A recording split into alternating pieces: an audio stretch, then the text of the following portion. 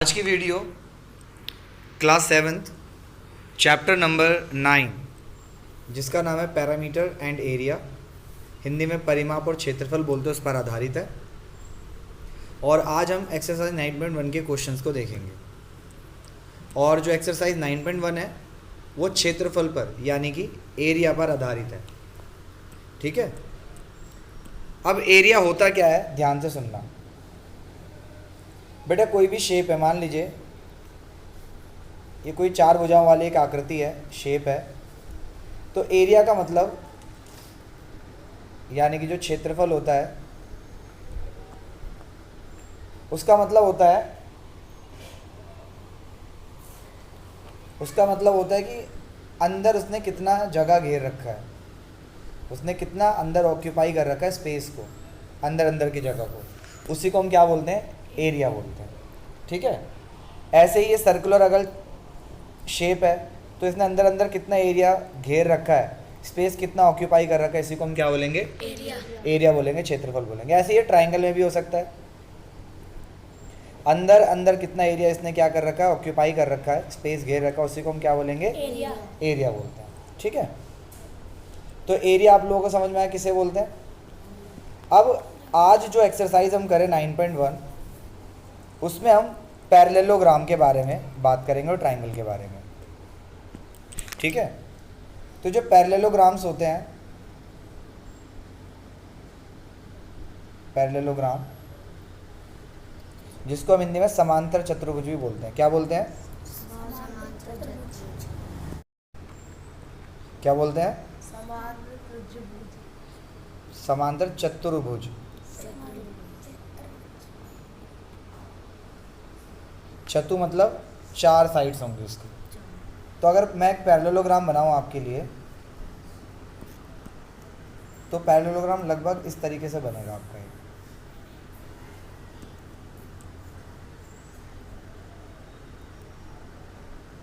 इस टाइप की एक शेप बनेगी। ठीक है, इतना समझ में आया। अब पैरेललोग्राम की खास बात क्या होती है, ये वाली साइड मान लो इसका नाम ए है, बी है, सी है एंड डी है। तो ये जो ए बी है वो बराबर होता है सी डी के। ए बी किसके बराबर होगा, और ये वाली साइड जो बी सी है वो किसके बराबर होगी, ए डी के। इतनी बात समझ में आई। मतलब जो अपोजिट साइड्स होती हैं, सम्मुख भुजाएं जो होती है वो आमने सामने की बराबर होती है। इस साइड के सामने वाली साइड कौन सी अपोजिट साइड, ये वाली, और इस साइड की अपोजिट साइड कौन सी है, ये वाली। ठीक है, बराबर होंगे। अगर ये 5 सेंटीमीटर है तो ये भी 5 सेंटीमीटर होगा, अगर ये 2 सेंटीमीटर है तो ये भी क्या होगा, 2 सेंटीमीटर। इतनी बात समझ में आई। हाँ, फिर हम और बात अगर करें इसके अंदर, प्लीज़ नोटबुक लेकर के बैठना, मैं चीज़ें ऐसे ही नोट करवाता रहूँगा आपको और इरेज करता रहूँगा जगह कम होने के कारण। अब देखो, यहाँ से मान लीजिए एक मैंने 90 डिग्री की लाइन खींची जिसको हम बोलते हैं परपेंडिकुलर। तो ऐसे अगर आपको एक साइन मिला और यहाँ पर मान लीजिए ये जहाँ पर ए बी पर जब ये टच किया तो पॉइंट क्या है बेटा, एम है। तो ये जो ए एम है, ये जो आपका आया डी एम, डी एम को हम बोलते हैं परपेंडिकुलर। क्या बोलते हैं, परपेंडिकुलर।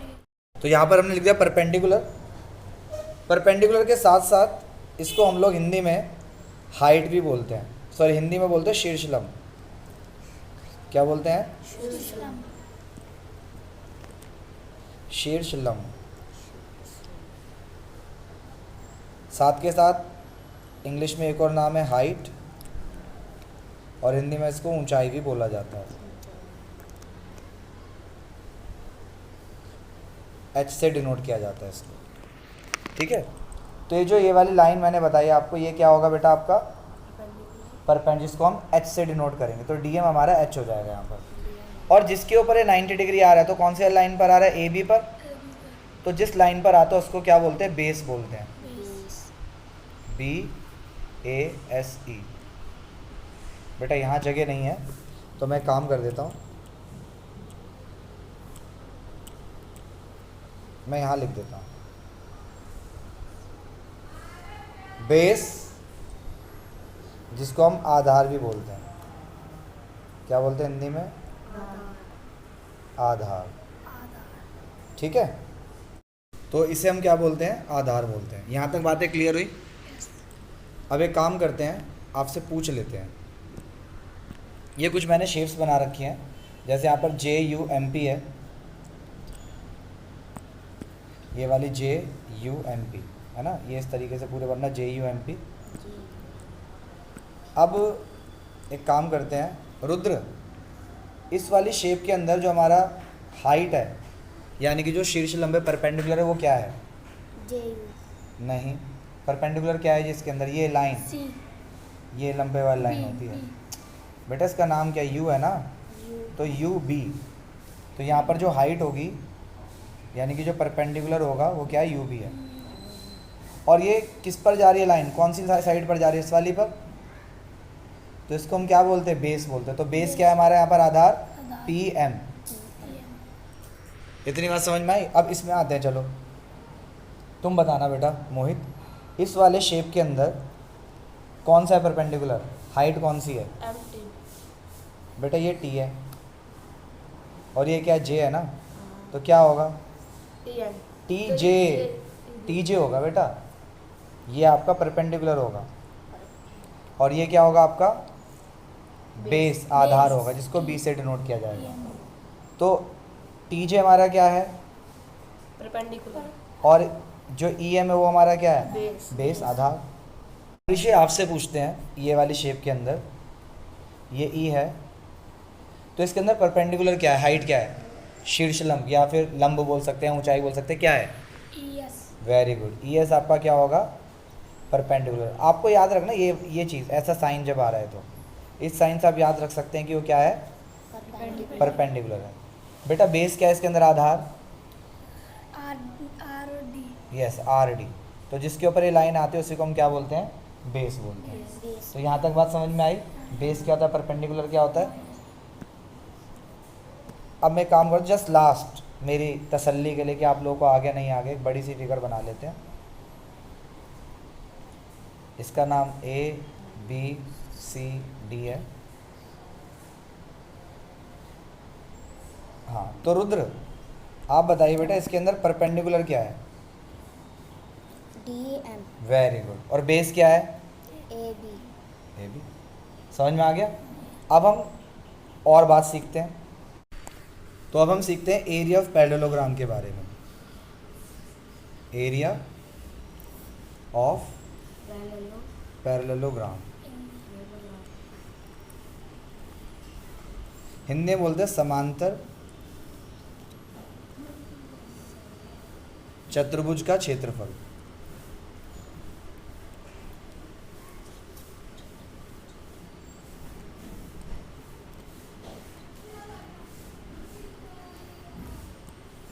समांतर चतुर्भुज का क्षेत्रफल, इसका फॉर्मूला होता है B गुणा H, जहाँ पर B क्या होता है बेटा? आपका आधार होता है,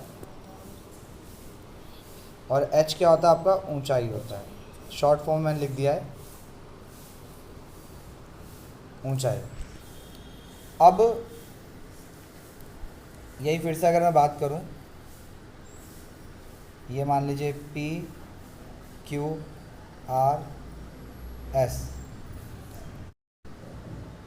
और ये आपका परपेंडिकुलर है M।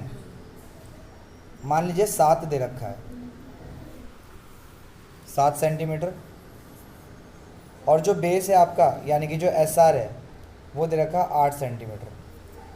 ठीक है, अब मान लो इसी का आपको क्या निकालना है? पैरामीटर, सॉरी एरिया निकालना है, क्षेत्रफल। तो हम B की जगह पे क्या है हमारा? 8 है ना, तो आधार 8 है, तो 8 लिखेंगे गुणा में। तो गुणा में हमने लिख दिया, हाइट मतलब जो आधार है हमारा 8 हो गया। अब ऊंचाई यानी कि जो हाइट है हमारी, इसी को बोलते हैं परपेंडिकुलर को, तो कितनी है? 7 दे रखी है आपको, तो 7 लिखेंगे। और 8 का पाड़ा 7 तक पढ़ लीजिए, 56। और ये दोनों यूनिट क्या है? सेंटीमीटर में है ना, दोनों सेंटीमीटर, तो इसलिए सेंटीमीटर और ये वाला सेंटीमीटर 2 बार आ रहा है ना, इसका भी सेंटीमीटर, इसका भी सेंटीमीटर है, तो इसलिए एरिया को सेंटीमीटर स्क्वायर बोला जाता है। तो इस तरह 56 सेंटीमीटर स्क्वायर आपका हो जाएगा। मतलब आपको जब भी एरिया ऑफ पैरेललोग्राम निकालना पड़ेगा तो बेस और हाइट दोनों की क्या करनी पड़ेगी, मल्टीप्लाई। अब हम एक्सरसाइज 9.1 के सॉल्यूशंस को देखते हैं। आप सबसे गुजारिश है कि जब ये क्वेश्चन हम करते हैं तो आप अपनी नोटबुक खोल लीजिए और एक्सरसाइज 9.1 का पहला क्वेश्चन निकाल लीजिए। वहाँ पर बोलता है फाइंड द एरिया, आपको क्षेत्रफल ज्ञात करना है, of each of the following parallelogram, निम्नलिखित जो समांतर चतुर्भुज दे रखे हैं। ठीक है, तो इसको लिखने का तरीका क्या होगा, देखो आंसर में हम क्या लिखेंगे। सबसे पहले आप लिखेंगे एरिया ऑफ, हाँ, पैरेललोग्राम। हिंदी में क्या लिखेंगे बेटा, शॉर्ट फॉर्म में लिख दूँ, समांतर चतुर्भुज। आप पूरा लिख लेना, समांतर चतुर्भुज का क्षेत्रफल। आपको पूरा लिखना, मैं शॉर्ट फॉर्म में लिख रहा हूँ। तो एरिया पैरेललोग्राम या समांतर चतुर्भुज क्षेत्रफल होता क्या है, b गुणा h। अब बेटा इसमें बेस क्या है, जिस पर 90 डिग्री वाली लाइन आ रही है, तो 90 डिग्री वाली लाइन किस पर आ रही है, इस पर, तो बेस क्या हमारा 7। इनटू में ये वाली लाइन जो होती है वो क्या होता है, हमारा हाइट होता है h, तो कितना है 4। और ये सब सेंटीमीटर में दे रखा है, अगर आप बुक देखें तो 7 की 4 से गुणा करोगे, 7 चौक कितना होता है 28, और क्या लिख देंगे, सेंटीमीटर स्क्वायर। आगे समझ में, इस तरीके से आपको करना है। अब हम एक काम करते हैं, सेकंड पार्ट भी देख लेते हैं। और ये 90 है, परपेंडिकुलर ऐसे शेप है, एक लाइन ऐसे जा रही है, तो ये जो बेस है वो तो 5 सेंटीमीटर दे रखा है, और ये वाली जो लाइन है वो कितनी दे रखी है, 3 सेंटीमीटर। मैं यहाँ लिख देता हूँ, ये वाली लाइन है। अब आपको एरिया ऑफ पैरेललोग्राम लिखना है, तो आप शॉर्ट, मतलब यहाँ पर आंसर जब आप लिखेंगे तो कैसे लिखेंगे, एरिया ऑफ पैरेललोग्राम।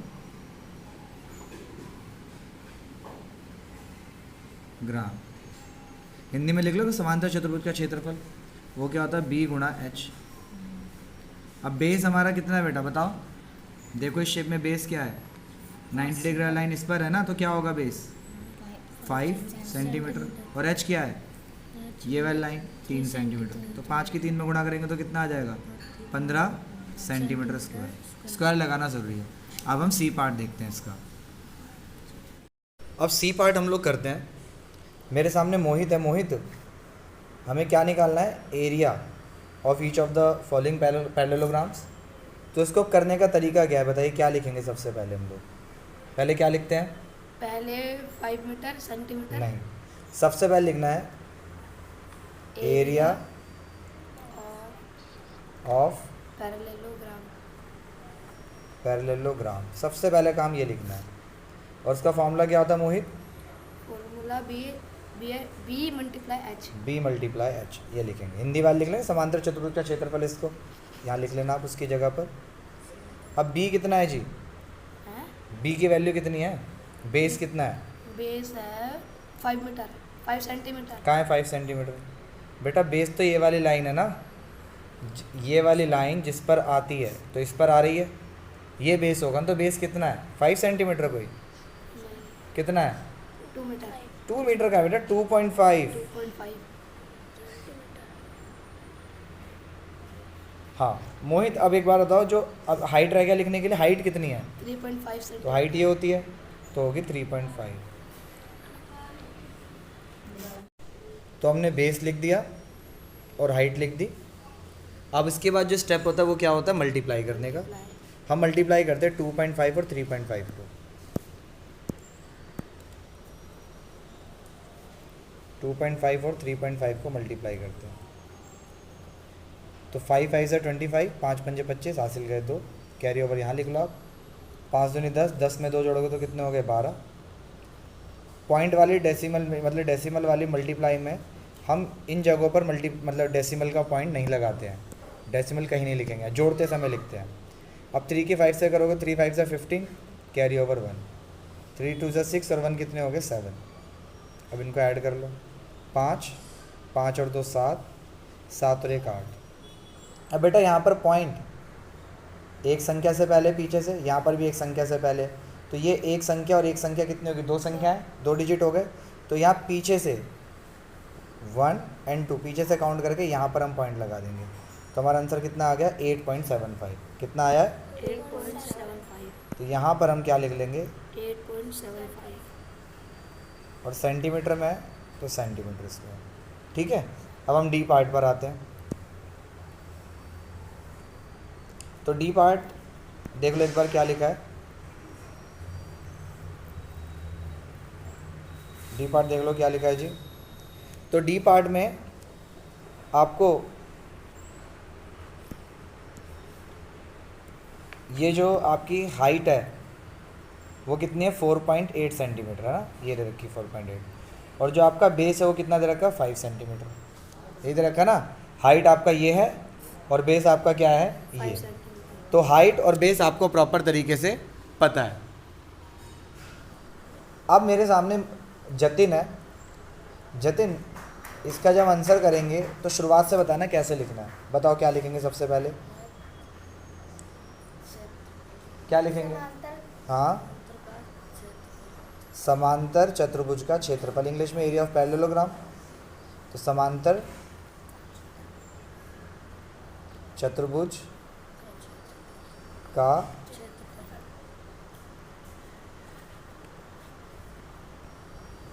ठीक है, और बराबर में क्या लिखोगे? यहाँ जगह नहीं है तो मैं इस अंदर ही लिख रहा हूँ, b मल्टीप्लाई h। चलो, तो जतिन बेस क्या है बेटा इस वाले में? आधार क्या है हमारा? 5 सेंटीमीटर। 5 centimetre, good 5। हाइट क्या है जी? हाइट है 4.8 सेंटीमीटर। अब दोनों को क्या किया जाएगा? मल्टीप्लाई। तो मल्टीप्लाई करेंगे। तो किसकी किससे मल्टीप्लाई करनी है? 4.8 को 5 से मल्टीप्लाई करना है। एक बार चेक कर लेना अपनी बुक में, 4.8 और 5 को मल्टीप्लाई करना। तो बेटा 5 का पढ़ा 8 बार पढ़ो, कितना होगा? 5 8 ज़ा 40, 14 नहीं होता 40 होता, 40 ऐसे। तो 0 आएगा यहाँ पर, कैरी ओवर क्या चला जाएगा आपका? 4 चला जाएगा। 5 4 सा कितना होता है? 20। 20 में 4 जोड़ोगे तो कितना आ जाएगा? 24। अब पॉइंट कहाँ पर आएगा? यहाँ पर एक डिजिट से पहले पॉइंट है ना, तो हम भी एक डिजिट से पहले लिख लेंगे। 24.0 आ गया। कितना आ गया? 24.0। तो 24.0 को हम केवल 24 लिखते हैं। अगर मान लो आपका आंसर 35.0 आता तो हम उसको क्या लिखते? 35 लिखते केवल। अगर 16.0 होता तो आंसर क्या होता? 16। तो अब हमारा आंसर क्या हो जाएगा? 24। तो इसके अंदर हम लिख लेंगे 24 हमारा करेक्ट आंसर हो गया, और हम सेंटीमीटर स्क्वायर भी लगा देंगे। ठीक है, अब लास्ट ऑप्शन है हमारा, लास्ट पर हम आते हैं। तो देख लिया आपने बेस और हाइट क्या है। चलो, अब हमारे पास ऋषि है। ऋषि, इसका आंसर शुरुआत से बताना है कैसे लिखना है हमको। कैसे लिखना बताइए। हाँ, थोड़ा आवाज़ निकाल लो बेटा। समांतर हाँ, का समांतर का, समांतर चतुर्भुज। चतुर्भुज का क्षेत्रफल। हाँ, समांतर चतुर्भुज का